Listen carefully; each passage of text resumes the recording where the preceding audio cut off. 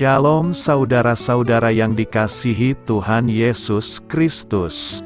Selamat pagi, selamat berjumpa dalam renungan pada pagi hari ini. Selamat beraktivitas dan selamat melayani Tuhan. Kita bersyukur karena kemurahan Tuhan. Hari ini kita boleh bangun dengan kekuatan baru. Semua karena anugerah Tuhan. Saat ini sebelum kita mendengarkan renungan firman Tuhan, marilah sama-sama kita berdoa. Bapa kami yang di sorga, Bapa dalam nama Tuhan Yesus Kristus, Tuhan dan Allah kami yang baik, kami bersyukur untuk berkat kemurahan-Mu, di sepanjang malam Tuhan sudah lindungi kami, dan pagi ini kami boleh ada sebagaimana kami adanya. Semua karena berkat kemurahan Tuhan. Saat ini kami mau mendengarkan sabda firman-Mu. Jamah hati kami Tuhan, berikan pengertian yang baru, untuk kami memahami firman-Mu dan taat melakukan kehendak-Mu. Dalam nama Tuhan Yesus, kami berdoa. Haleluya. Amin. Saudara yang terkasih, ayat pembacaan Alkitab kita hari ini terambil dari Kejadian 41 ayat yang ke-46 sampai 49. Kejadian 41 ayat 46 sampai 49. Yusuf berumur 30 tahun ketika ia menghadap Fir'aun, raja Mesir itu. Maka pergilah Yusuf dari depan Fir'aun, lalu dikelilinginya seluruh tanah Mesir. Tanah itu mengeluarkan hasil bertumpuk-tumpuk. Dalam ke-7 tahun kelimpahan itu, maka Yusuf mengumpulkan segala bahan makanan, ke-7 tahun kelimpahan yang ada di tanah Mesir, lalu disimpannya di kota-kota. Hasil daerah sekitar tiap-tiap kota disimpan di dalam kota itu. Demikianlah Yusuf menimbun gandum seperti pasir di laut, sangat banyak, sehingga orang berhenti menghitungnya, karena memang tidak terhitung. Sahabat Suara Kasih. Ayat emas renungan kita hari ini adalah Kejadian 41 ayat 46 sampai 47. Yusuf berumur 30 tahun ketika ia menghadap Fir'aun, raja Mesir itu. Maka pergilah Yusuf dari depan Fir'aun, lalu dikelilinginya seluruh tanah Mesir. Tanah itu mengeluarkan hasil bertumpuk-tumpuk. Dalam ke-7 tahun kelimpahan itu, judul renungan kita hari ini adalah Menjadi Teladan Atas Ketekunan. Ditulis oleh Charles R. Swindoll. Sahabat Suara Kasih. Yusuf punya rencana inovatif yang belum pernah dilakukan sebelumnya. Dia berkata, supaya tanah menghasilkan, kita harus menabur di atas tanah ini. Sebelumnya mereka hanya tinggal di beberapa daerah berpenduduk padat. Tempat-tempat itu mewakili rumah, pekerjaan, pertanian dan lingkungan mereka. Tapi mereka diminta untuk meninggalkan semua itu.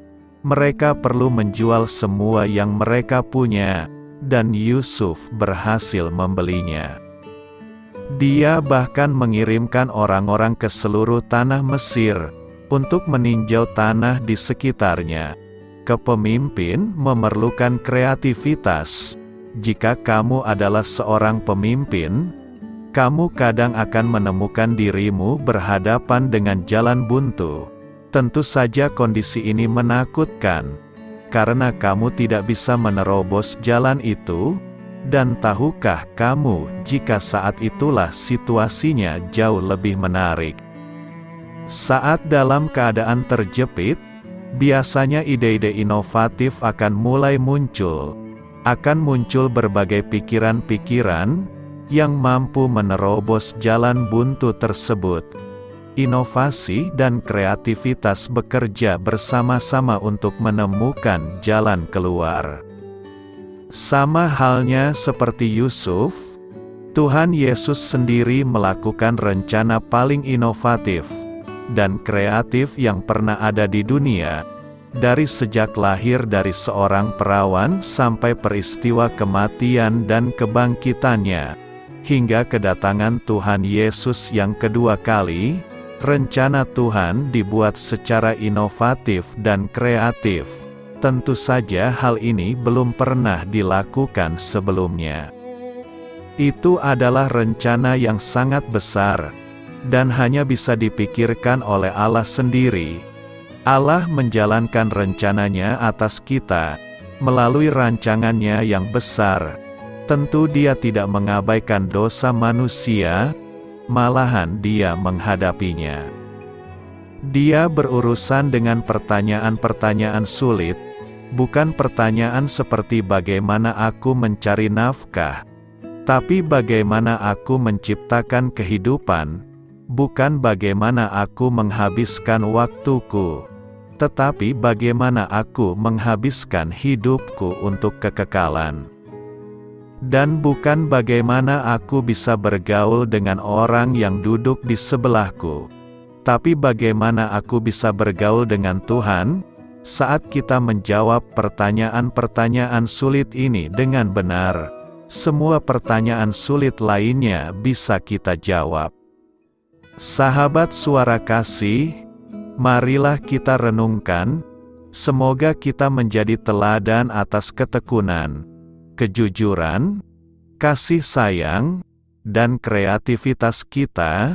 Semoga apapun yang kita kerjakan saat ini menjadi wujud dari integritas kita, dan semoga masing-masing dari kita yang mengaku bahwa Yesus adalah Tuhan, dan bisa memberi dampak positif bagi orang-orang di sekitar kita, dan perwakilan dan duta kerajaan surga di dunia. Amin.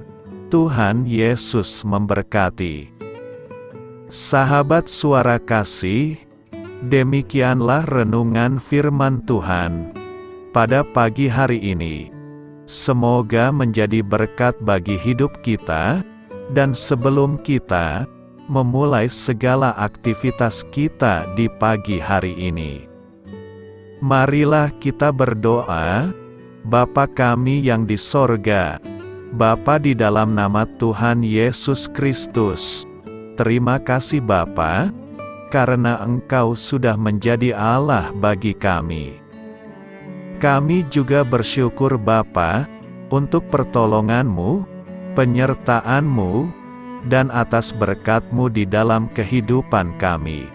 Kami berbahagia dan bersyukur Bapa, untuk kebaikan-Mu di pagi hari ini.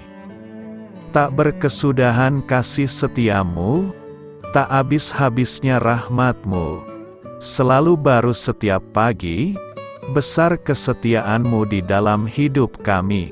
Terima kasih untuk firman-Mu. Pada pagi hari ini ya Bapa, kami mau belajar dan terus belajar tentang firman-Mu. Firman-Mu yang menguatkan dan meneguhkan iman percaya kami. Firman-Mu yang mengubahkan kehidupan kami. Kami mau berjalan bersama dengan Engkau di sepanjang kehidupan kami Bapa, agar kami tidak tersesat di dalam dunia ini. Terima kasih Bapa, buat kesempatan dan nafas kehidupan yang masih Engkau berikan. Kami mau memakai kehidupan kami untuk hormat dan kemuliaan nama-Mu. Segala pergumulan dan masalah hidup kami serahkan di dalam tangan-Mu. Engkau yang akan menyelesaikannya bagi hidup kami. Kami hanya berharap kepada-Mu, Bapa.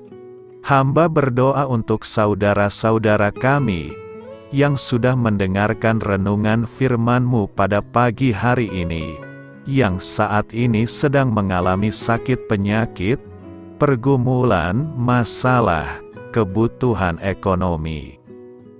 Kiranya Engkau yang jamah, sembuhkan dan pulihkan. Berkati juga perekonomian mereka, serta berikan jalan keluar di setiap pergumulan masalah yang mereka sedang hadapi. Dan ajarlah kami Bapa, untuk selalu berharap dan percaya sepenuhnya kepada Tuhan Yesus. Kiranya Engkau yang terus memberkati kehidupan kami, keluarga kami, dan sanak saudara kami, daerah tempat tinggal kami, bangsa dan negara kami, pemerintah-pemerintah kami.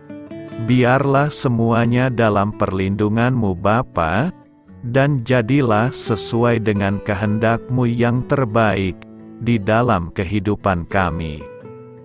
Dan pada pagi hari ini ya Bapa, kami mau berterima kasih buat perlindungan-Mu di sepanjang malam yang telah kami lewati.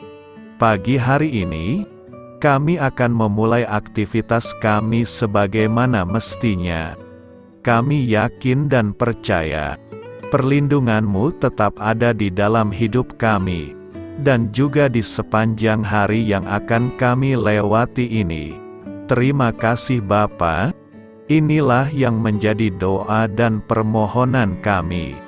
Dalam nama Tuhan Yesus Kristus, kami berdoa. Amin.